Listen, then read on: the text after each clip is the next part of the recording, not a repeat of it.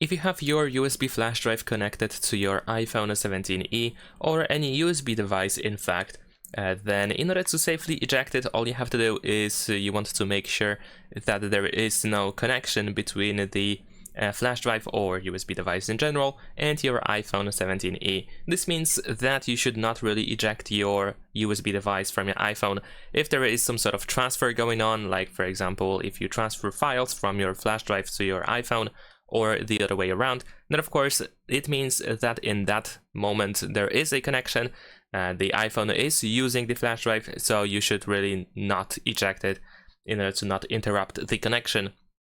But if there is nothing going on between the iPhone and the flash drive at a given moment, you can just remove it from your iPhone 17e. There is no option, no dedicated option button or anything like that, and that is used in order to completely disconnect the flash drive from the iPhone. If the iPhone is not using the flash drive at a given moment, then you can safely eject it, and that's all. Leave a like and subscribe.